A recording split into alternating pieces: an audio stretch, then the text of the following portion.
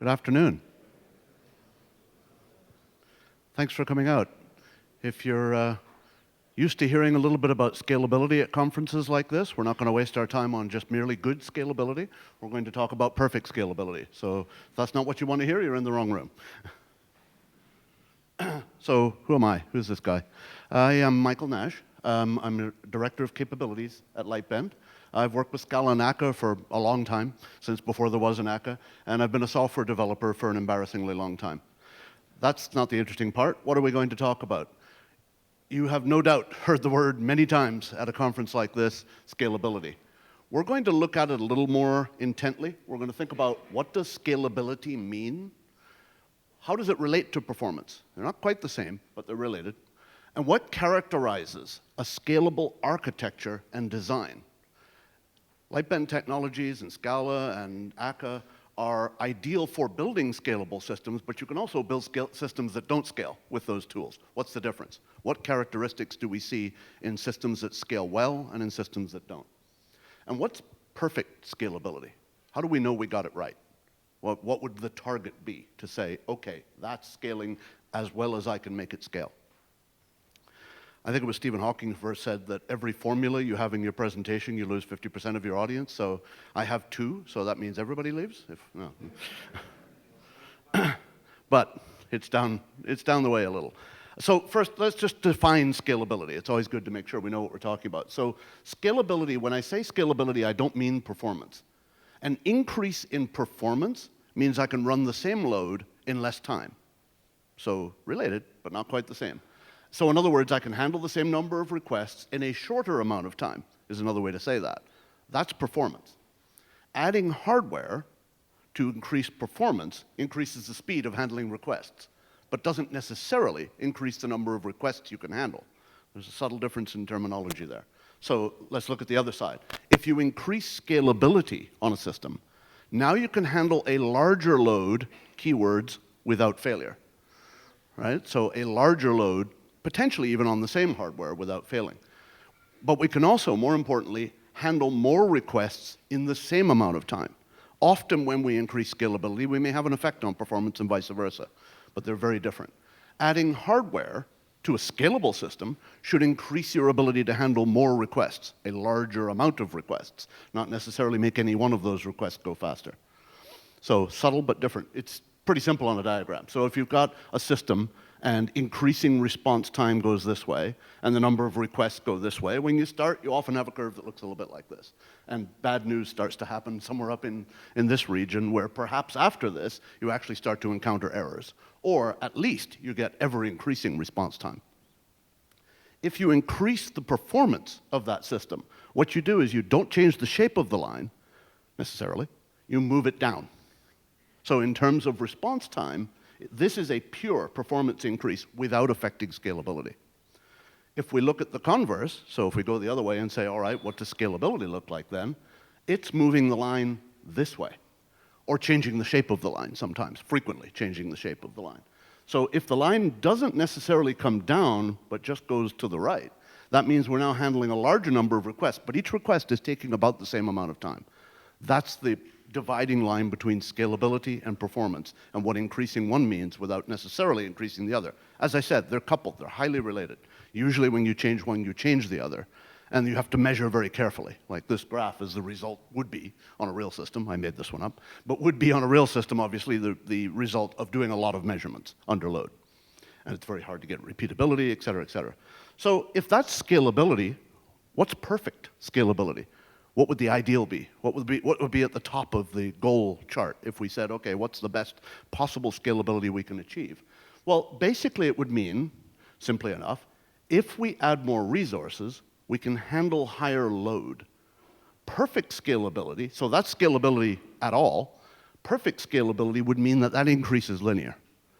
In other words, if the relationship between additional resources, more nodes, let's say, or more memory, or more CPUs, or more whatever, results, more qubits in the future, and that additional capacity for load is linear, then the scalability is perfect. In other words, if we could handle 1,000 requests in some period of time or 1,000 requests without failure on one node, We can handle 2,000 requests if we add 2 nodes. If that trend continued, we'd have perfect scalability. Doesn't often happen, but it can. And there are a lot of ways to make it not happen. And I can talk with great authority on those. The ways to make it happen, that's a little harder. So in other words, our graph should look like this. If we hit perfect scalability, eventually, this line in the large, it may have ripples, but this line should in the large be flat. So we add more resources. So somewhere in here, we're going to have to add another node, let's say. Then we add another node, and another node, and another node, and another node. If this line just keeps going off to the right and never goes up again, we've achieved perfect scalability. Simple enough, right? Everybody with me so far? So let's look at an example of a perfectly scalable system, a really, really simple, perfectly scalable system, just to explore some of these fundamental concepts. So let's say we have a system that has 2 integers. It has an HTTP API. 2 numbers are passed as parameters on a URL. Yes, I know, terrible design. And the result is the response. Well, okay, that's going to perform pretty good, almost no matter what you write that in. It's going to perform pretty good. Will it scale? Well, probably. Why does it scale? So imagine that system and imagine adding new resources to it, e.g. bigger computer or many computers, because both of those are possible. One's vertical scalability, the other's horizontal scalability. So we're dumping new resources on it, and it goes faster. Why? So what have we achieved? What are the characteristics? What are the fundamentals of this system that mean that it could scale? Well, there's no state. We add 2 integers, we spit up the answer. That's it. We're not saying we add cumulatively integers forever. That would be different. That would actually be a very different design. And that would share something. The individual computations share nothing. There's no opportunity for contention. And we'll talk a lot about contention because it's a big enemy. And all of the computations are independent. Doesn't matter if you add 2 and 2 and you add 4 and 4, they both work. They've got nothing to do with each other. There's no shared computational state between those 2 elements. Now, is this perfect scalability? It's interesting. It's actually flawed. Launch looked pretty good, but somewhere wrong about here, something went wrong. Well, what would happen if you kept pushing that line? If you kept adding resources and you kept adding load, where would we eventually fail? It's interesting where we'd fail. Likely where we would fail. I haven't actually tried this, but I've seen systems like this. Where we would fail is that all of these nodes are on a single HTTP namespace. It's entirely possible they're all going through a single hardware load balancer, for example. Eventually, something's going to create a bottleneck. That's because something is shared. In this case, very little. And yes, we can scale it tremendously, but it's not perfect scalability. There is a limit. And that's the difference. That's the differentiator I'm drawing between perfect scalability, where theoretically there is no limit, and really good scalability, where, yes, at some point, you're going to find a wall again. So eventually we hit network issues, is really what it amounts to. The computations themselves are never going to be the problem. We add enough CPU, it's going to go faster and faster. Seldom do we have a system that's quite that simple, however.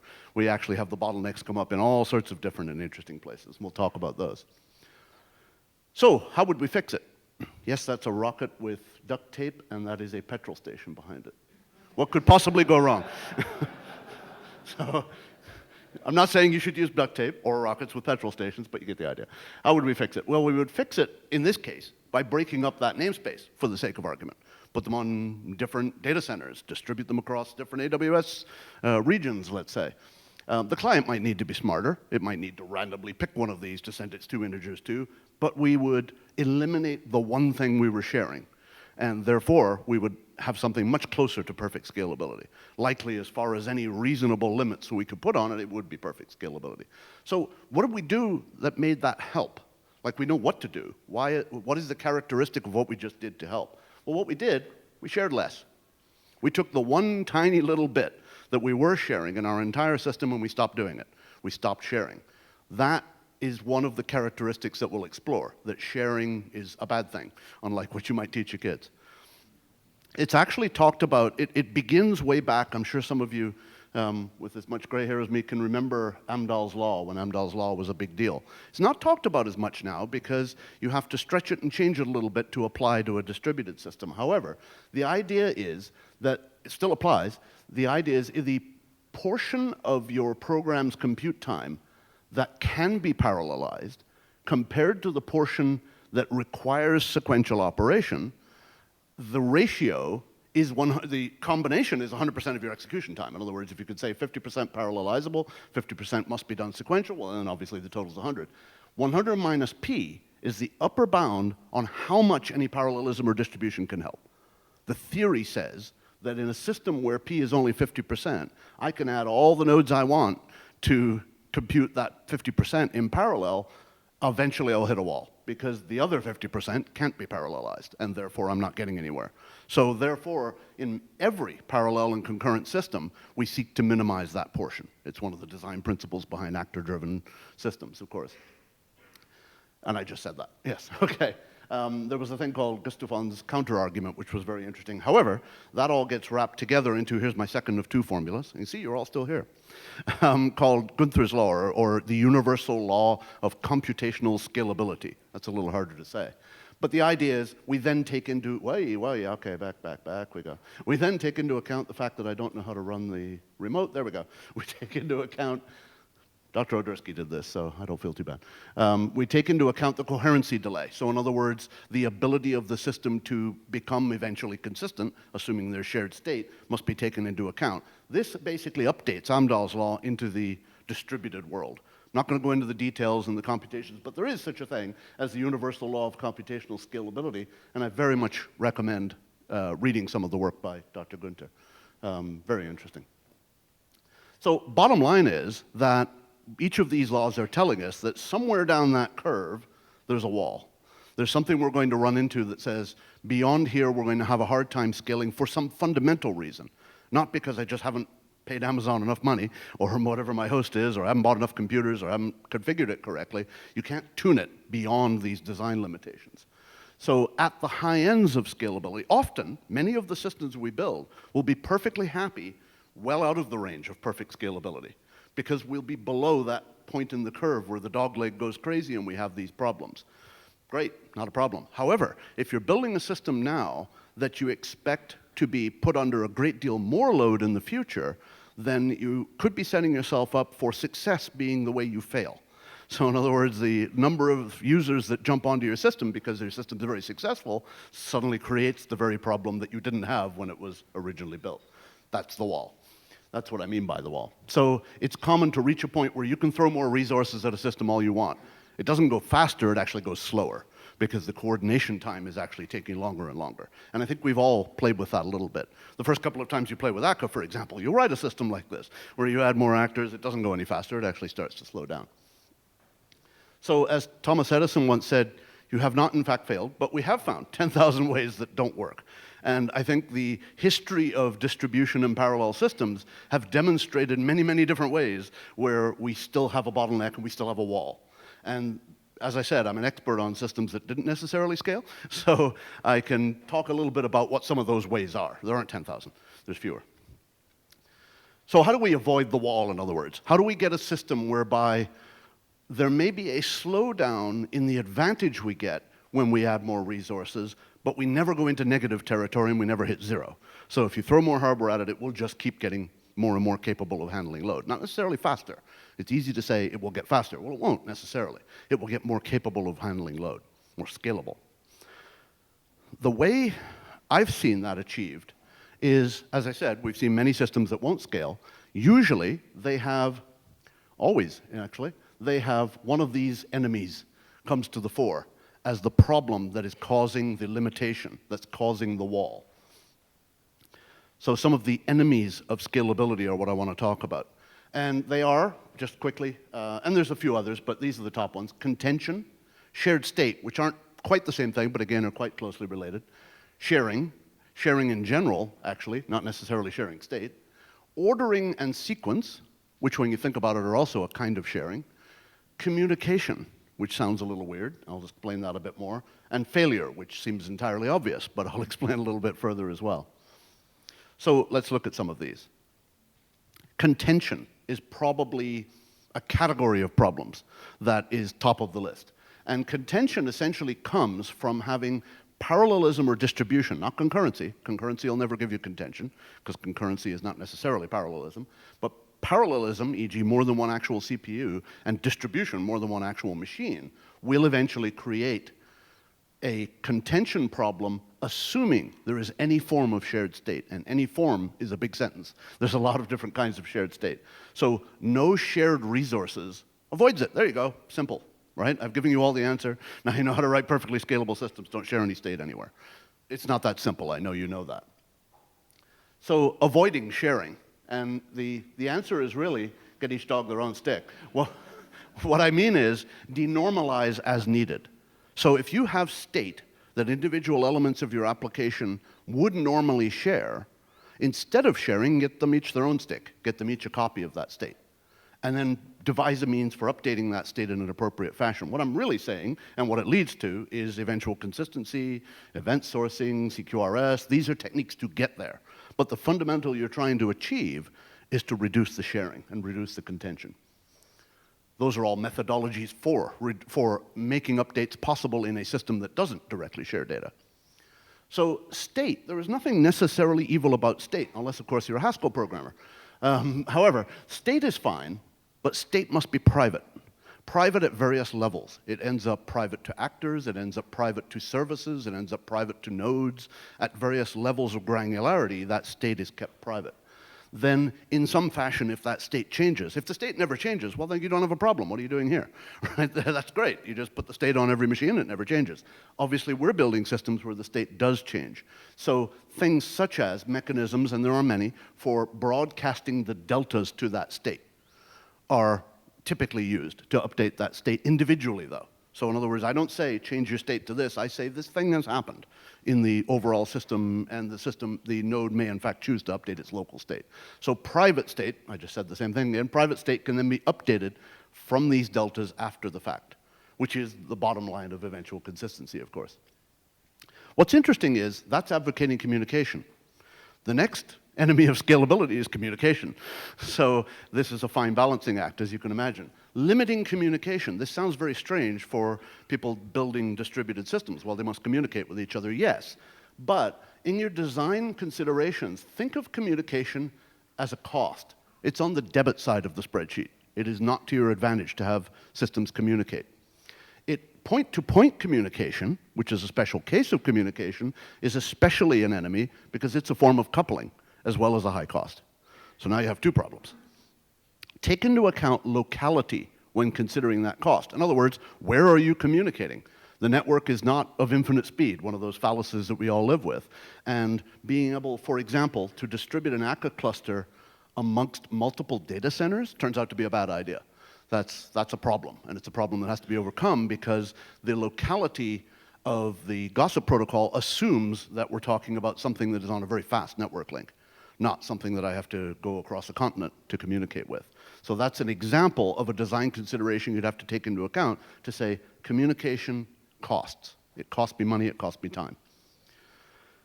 Bigger than communication in terms of its cost is to avoid ordering. I don't mean buying things on Amazon. What I mean is sequence. So sequence, by definition, if you think about it from a mathematical point of view, leads to shared state. Somebody has to determine what the sequence is. Is this the next event or the previous event? Well, somewhere along the line, there has to be state that determines if this is the next event or the previous event. It leads to contention, because at some point, perhaps we're going to queue these events. Well, if we're going to preserve their state, if we're going to preserve their sequence, then we have a lot more trouble queuing these events than if we didn't, and it limits scalability. So it's almost the same as in the programmatic sense and in the functional programming sense of saying stay commutative, where orders can be applied in any operation. If you can do that in the large, it works just as well as it does in the small, if your operations can stand that. If they can't, try to find other operations. It's possible usually to design a system and change your algorithm such that that is possible. We'll talk about that a little more in detail. Of course, one of the things about a scalable system, it's usually a distributed system, e.g. there are many machines involved, there are many networks, many CPUs, lots and lots of pieces that can break. Typically they will. So a distributed system is more likely to have something fail. Ideally, if we build it right, however, it is much less likely to fail as a system. So those sound contradictory, but basically one piece can fail. The ability for the whole system to fail, however, should actually be going up, not going down. It's very easy, if you don't consider that failure correctly and how to handle it, to do the reverse, to actually build a distributed system such that it is in fact way easier for it to fail than a single node system, which actually has accounted for failure of a few systems to be deployed. So also, a distributed system has far more opportunity to be likely to survive that failure. And again, the less we share, the less likely is system failure. And that's a strange combination as well.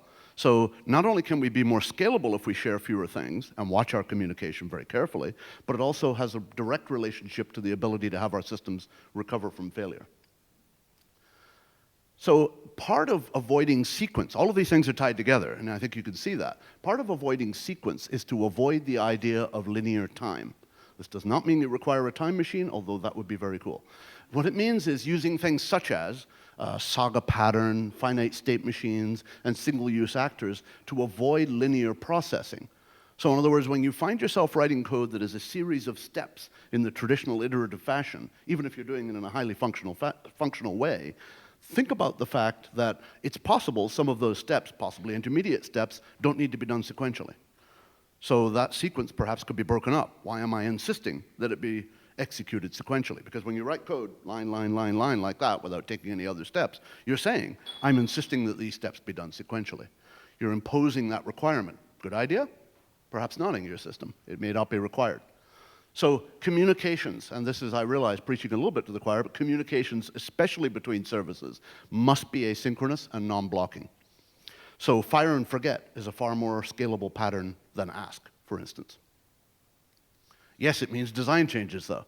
So this is one of the fundamental principles of scalability. You can't retrofit it. You can't say, right, we've written the system, it works beautifully, now let's make it scale. That's a little late. It's not if you don't mind rewriting or redesigning, at the very least. But if you start with design principles that would not fall into any of the pitfalls that we've been talking about, then you will be less likely to find yourself failing because of success. So in other words, success comes for your organization or your application, tons and tons of users come, whoops, now we discover scalability is a problem. Yeah, okay, a little bit back to the drawing board. Very, very difficult to bolt it on after the case. Typically, as we said before, you may need, in fact, a totally different algorithm even to handle some minor things. So building services designed to adhere to these principles, and these principles are mostly things to avoid, as we saw. They're not so much things to do, they're things to not do. And tuning can't fix a bad design. They can fix bad tuning. That's all tuning can do for you, is get the most out of the design that you have. Which, when you say it quickly, sounds pretty obvious. A lot of scalability is. So what's a scalable architecture look like? As opposed to necessarily at the micro level a scalable design, what is a scalable architecture? Well, obviously the reactive architecture we believe is highly scalable, and it has characteristics such as no single points of contention. So there's no single database everybody's talking to, for instance, no point on the network that is a single instance. Nothing shared, so as little shared as possible is maybe the practical way to say that. No state would be ideal. That would be a perfectly scalable architecture. Definitely no sequence. This is a big one. In terms of actual stuff we've seen out on client sites in the trenches, it's surprising how expensive that is. And no synchronous persistence. I'll talk another few words about persistence in a few minutes. Something that's often forgotten about scalability, though, is that it goes both ways. You have to be able to scale down and up, not just up. So scaling up, whether it's horizontal or vertical, is all very well and good, but what happens when the load decreases? We discover that users don't come flocking to our new system that we've got 50 nodes configured for. Elasticity is actually a very important attribute of a system. Some of our clients, in fact, have systems where elasticity is one of its most critical features because they have incredibly spiky load. So they have an enormous number of users coming in a very short period of time. So we have to be able to scale down as well as scaling up. We'll again talk a little bit more about that in a few minutes. So we talked about scaling down. We need to be able to run things, for example, on our local laptops and determine whether they're scalable before we're even going to deploy them into a cluster. Let's talk about the other end of the spectrum. What are some of the characteristics of highly scalable, ultra-large scale systems? So very, very large systems with thousands of nodes that we've encountered a few times. They tend to be systems of systems. So they tend to have independent components that are larger than a single system cooperating. So there's communication happening across a whole series of systems. They share a lot of the characteristics of organic ecosystems. That is, there are things like duplication, wasted pieces, but they also share some of the positive characteristics, which is pieces can fail and die and even be completely replaced. The organism as a whole, e.g. the whole system, keeps going. So entire subsystems are replaced on ultra-large scale systems without necessarily affecting overall operation. Features evolve continuously while the system's in operation. So these are some of the characteristics that would be nice to think about in your design, such that if you ever say, hey, this is really working, and we're going to become an ultra-large scale system, there's no more back to the drawing board. Your design is in fact tolerant of extreme scale. So the ability to evolve, adding new features all the time to pieces that weren't even thought of in the original design, doesn't necessarily bring the system to its knees. Often, ultra-large scale systems are internally inconsistent. Again, much like organisms. There are things actually fighting with each other and two different ways of doing something. That's okay. If your system could be tolerant of that, you can deal with scale much more easily. The users affect the overall emergent behavior. So in other words, you cannot actually directly predict, under user load, this system will look like this. It doesn't work. At large scale, you don't know. You must measure, and even when you measure and you simulate, load tests are a great thing. I very much encourage them. However, they're not enough. You also need to monitor to see what will the system actually do when we put it out there. And again, adhering to principles is easier than trying to predict behavior. You don't know how many users are going to log in at once. It's, that's a very, very simple example. But the characteristics of the system under load are usually unknown until the system is under load. And this is what's interesting, I found, is that at any given time, some pieces of an ultra-large scale system will be down. That's normal. So failure is not something you necessarily even recover from quickly. There may be catastrophic failures of some subsystems, but the overall system continues. So one of the reasons for catastrophic failure of some subsystems is spike load. And I mentioned that we've seen clients where spike load is the norm. They have some scheduled event that happens every day at a certain period of time. Sometimes that's far easier to deal with because you know it's coming. The spike load that you don't know is coming is, of course, much more difficult. So we've dealt with some systems where they respond to emergencies. And, of course, the spike load is, by its very nature, completely unpredictable. And that would be a really bad time to fail, obviously. If you happen to be the fire alarm, under load would be a terrible time to actually go down. So sometimes you get more users than you expect. Scalability means that you can add nodes, but it doesn't solve this problem. The angry mob with the burning torches is not solved by being scalable. It's solved by being elastic and being responsive to that elasticity. So in other words, as load increases, if your system is predictive enough to say, load is increasing at the following rate, great, I'm going to get ahead of it and spin up 5 more servers. I only need 1 to handle this load, but I'm going to spin up 5. Because then the lag time doesn't kill you. Because that's the problem with an elastic system. An elastic system is not likely to be able to respond fast enough to additional load. So if you don't know the load is coming, you have 2 choices. Either rent lots of servers and have them all sitting there idle, or have the ability to predictively increase capacity in response to increasing load before the load is actually spiked. Very tricky, but it's a characteristic of highly scalable systems. Another very common characteristic that we see, and now we're getting a little bit into the weeds of how do we avoid some of those enemies of scalability. But another common one we've seen is something called command sourcing. So to differentiate, in a message-driven system, I'm saying that a command is a request for something that could fail. So, do something. Well, I may not do something. There may be a failure in the system. You may give me an invalid request. So something that is not happening in the past, it's happening right now. Whereas an event, so event sourcing being very different, an event is something that has already happened. I can choose to ignore it, but it can't fail. We're talking about the past. So it's outside my light cone. And if we persist commands incoming to our system and then handle them asynchronously, we have the ability to handle spikes much more adaptively. So this is a very common pattern that we see to solve that, and we often see the tool Kafka in this role, where commands are entering a system immediately being queued and persisted. So we can't lose the command. We can immediately acknowledge to the client, yep, got it, thank you, and then process the command asynchronously. We know that it will eventually be processed. There's that eventually word again. This is also very similar to the idea of being able to degrade gracefully. And I love this quote, which is actually a comedian, not a computer scientist, who said it. An escalator can never break, it only becomes stairs.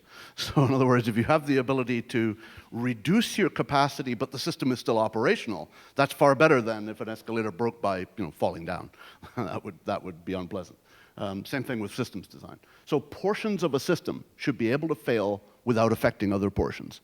In fact, this is related to the circuit breaker pattern that we often hear talked about, in the sense that portions of a system that have failed should in fact potentially be isolated from other portions of the system so that they don't create a continual bottleneck. So for example, if talking to that external service is all of a sudden getting really slow, maybe we shouldn't talk to that external service for a few milliseconds while it gets its act together. This is sometimes really hard, because sometimes it's really hard to predict it. But again, it's a design issue, not a tuning issue. You can't tune in graceful degradation after the fact. Did I miss something? No, I did not. So, microservices. You've probably, again, heard this word once or twice in the last few days. What do microservices have to do with scalability? A lot. They come with a cost, however. We won't deny that. Microservices add complexity and sophistication to a system. They're worth it, however, if they provide async communication with other services, or otherwise we've just created a monolith in pieces, so we've created a monolith that's sliced up. Isolation, e.g. failure doesn't bring down the ability to handle all load immediately, otherwise, again, we've just created a monolith that's been broken. And a single responsibility. This is important from a scalability point of view because then functions can be tuned independently. So for example, if, let's say we have a shopping cart component of our system, and the service that receives new elements into the shopping cart is the thing that is the bottleneck on our system. Great, spin up lots of instances of that service. Not lots of instances of all services, just that one. That's possible if you've broken up services into single responsibility. It isn't if you haven't, which is one of the problems with monoliths. So this is a key one, and we'll go into this in a little more detail. Your microservices having their own data, which is not shared with other services, is key to scalability. And I've got a whole slide about that in a couple of minutes that we'll look at. Also, very much related to the idea of microservices, and again, a design principle, is that if your system's diagram starts to look like this, you are going to have a very hard time scaling. This is not a happy systems diagram. This is a Rube Goldberg machine. More complex is more opportunities for the enemies of scalability we've been talking about. So basically, if you're taking the approach that my design is going to follow these principles, there are more places in a complex design for that to screw up than there are in a simple design. So simple actually scales better than complicated. Sounds easy when you say it that way.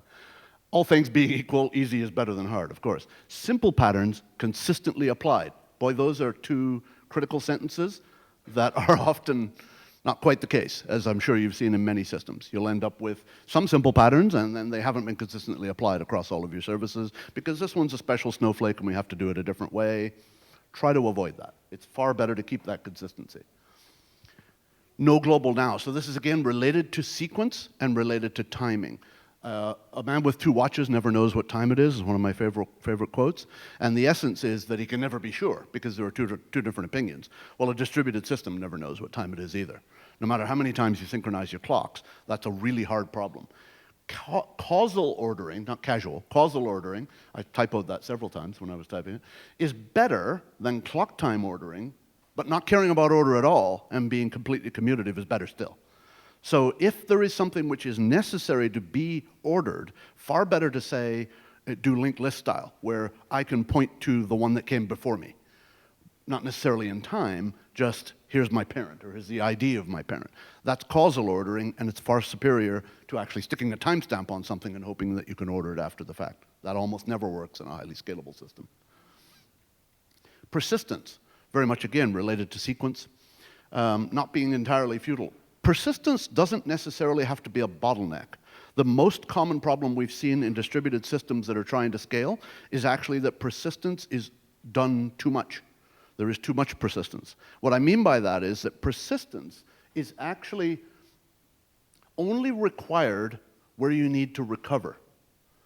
So for the sake of argument, provided your system is idempotent and we can repeat events, which is something I'll talk about in a minute, it is entirely possible if I command source all of the incoming requests to my system, therefore they can't be lost, that I can persist only at that point, and the entire remainder of my operation requires no persistence. I can do everything in memory, because if for the sake of argument I were to lose that operation partway through the system, well, I command sourced. I never went back and said, yes, I've dealt with that command, so I just do it again. Therefore, I don't actually require persistence at all of the other stages of my system. Now, again, there are a million subtleties to that statement, but what it means is that it's entirely possible to save things a whole lot less often than you think you might need to. And of course, as we all know, persisting anywhere is much more expensive than not persisting at all. The key thing about persistence is to keep your hands out of what we call OPD, other people's databases. Meaning, from a microservice point of view, the worst thing to share in the world is a database, or a persistent store of any kind. I'm using database just because often that's what it is. If your services share a database, your database is your monolith. That's not my quote. Somebody else came up with that originally. But basically what you've said is you have lots of different APIs to a big monolith, and it's called your database. Right? You have not, in fact, gotten most of the advantages of microservices. So therefore, they'll look really expensive. So services, I repeat myself again, services must keep their mitts out of other people's databases. CRDTs and event sourcing are ways to share that are far safer than reaching into somebody else's database. Distributed transactions, I'll simply say that the picture says it all. The multi-tentacled monster that, they are actually an anti-pattern. So distributed transactions are not the answer we thought they were 25 years ago. They're an answer, all right, provided you want to have the world stop and halt the scalability of your system while you do something across multiple nodes. So if you find yourself looking for a way to do distributed transactions in your microservices, you have a design problem, not a lack of distributed transactions problem. So, allow me to repeat myself. I do this quite a bit because I'm idempotent. Idempotency avoids the need for sequence to some degree. So for example, if it's okay to do something again, well then it doesn't necessarily matter what order I get them in. I can simply reprocess some of the elements in my sequence. It helps to allow events to be handled in any order. It's not enough, but it helps. And it often avoids the need for persistence. Because as I said, back in the command sourcing example, if halfway through that complex command, everything went to pieces and it didn't get completed, if it is possible for me, without damage to the system, without inconsistency, to simply reprocess, then I don't need to persist partway through the steps, because it's okay to simply start again. Now, it may not be performant to start again, may not be efficient, but it may actually be faster from a scalability point. It may be more scalable. Sorry, faster is not the same thing as more scalable. It may be more scalable from that perspective. So, when I can recover from the original command. DDD and scalability, I want to mention this very briefly, DDD meaning domain-driven design. Consistency helps. Consistency of design is critical in a large-scale system. Because a large-scale system doesn't always mean under a great deal of load. It may also mean a really big system that has a lot of elements, a lot of different features, a lot of functionality. It's critical to come up with a pattern, such as DDD, onion architecture, ports and adapters, there's many different patterns, all related, that allow you to build microservices with consistency. I can't even speak with consistency, apparently. There's also a concept called distributed domain-driven design. I'd invite you to Google. We don't have time to go into it in detail. It can solve a lot of hard problems in scalability as well. So what we're really saying is that by encapsulating what's called bounded context in the idea of DDD into a single service or microservice, or right-sized service, as Lagom would call it, communication can be limited. Sharing can be eliminated, and now we're starting to defeat some of those enemies of scalability. Now, of course, it's not all about scalability. Scalability is not the only concern of a system. You've got other things that you have to worry about. You have to worry about features. You have to worry about how fast can I code it. You have to worry about keeping it simple. You have to worry about the cost. All of these things must balance, of course. But, again, if we avoid some of the pitfalls by simply not doing some things and keep the design principles in mind from the beginning, we'll actually save ourselves a lot of time on refactoring and trying to tune a system that actually can't scale. A key thing that I should mention about scalability is that it's all very well and good to design a highly scalable system. You must verify it. It's not possible to predict, as I said, the operation of a distributed system by definition. It's non-deterministic. Things are happening in parallel. So distributed and parallel systems need monitoring. They need monitoring more than they need testing. I think they need testing quite a bit as well. However, they also need monitoring. That is, the ability to see what's going on with the system at runtime in a deployed production environment. It's not possible to simulate the operation of a highly complex distributed system.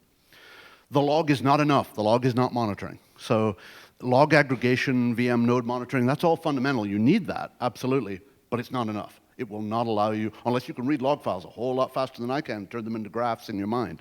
It's nowhere near enough to actually give you a picture of what's going on, where the bottlenecks are, what systems are failing, where the difficulties are. You need to be able to monitor throughput, response time. The other problem, of course, again, remember the balancing elephant, is that if you monitor too much, you slow your system down. You can actually make a non-scalable system by over-monitoring it. So monitoring itself is like communication, it's a cost. DevOps matters a lot particularly in distributed systems. The developers of the system have to be a little more aware and a little closer to the network than perhaps we had to be back in the J2EE world. Being able to do something like, for example, a rolling upgrade is critical to the idea of maintaining load handling capacity, because my load handling and therefore my overall scalability goes to zero if the way I upgrade is turn off all the lights, put a new version out, turn it back on, and hope for the best. Not a great plan for scalability, right? Because effectively my overall scalability has gone to zero when I turned everything off. So we have to be able to do rolling updates. That introduces difficulties, as you may have heard in other talks, with things like event sourcing and so on. These have to be thought about at design time. Being able to deploy any one microservice continually anywhere it's needed, e.g. location independence, is critical. That's a fundamental, that's a basic. And it's not just the technology and the tools, obviously. It's great. We're at a technical conference, we're learning about all these technologies and tools. A culture within an organization has to support the idea that things are going to be broken up organizationally in order to make writing microservices effective. So often, in this kind of DevOps space, we see types, Lightbend's own Conductor, Mesos, DCOS, Docker, Jenkins. Those are all some of the tools that are used in this space. It is almost always an area that is overlooked and neglected when we see large-scale systems. Everybody's like, well, we'll think about the DevOps at the end. Usually doesn't work that well. Okay, almost out of time. Conclusion, quick conclusion. Perfect scalability is perfectly achievable. We have seen systems that respond in this fashion, but not with every design. So it is a design issue. It's a design time problem. It's not a technology problem. It's not how you write your code per se. It's how you build your architecture. If you avoid the enemies of scalability in your design, you'll probably do better than if you don't, is I guess the sum up of this whole talk. Find those patterns of design that don't use these enemies, monitor and adjust, and embrace and handle failure. Pieces of your system are always going to be broken, that's normal. And that's it. Anybody any questions? Anyone look like that?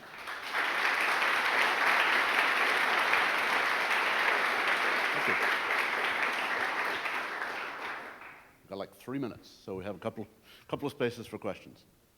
No? Stunned silence? Tomatoes? Anything? Please. Yeah, you'll have to wait for the microphone. I won't hear a thing from way back there. I also barely could see you. So isn't like also like scalability, I would say, some business platform decision? Because of course you could write, like a stateless web tier or something like a good database, but right. If you run in your 10 servers, like no matter what you do, how well you write your software, at some point you may be screwed. But if you run in a cloud that you could like spin up new instances, you get much more flexibility. Yes, absolutely true. Small pieces distributed across the network are usually better, no question. So what do you recommend as a Lightbend? What kind of like platform would you recommend for like using to build this kind of a scalable system outside of Lightbend. like Akka? The Lightbend reactive platform would be a good start. Sorry, prejudice. I work for them. You mean platform in terms of cloud platform, PaaS? To be honest, I don't think that's very important. I think a lot of cloud providers have the excellent infrastructure that is horribly abused by terrible design most of the time. So usually your platform provider will not be your problem. It will be something in your design that is bottlenecking you far before your platform provider runs out of servers to sell you.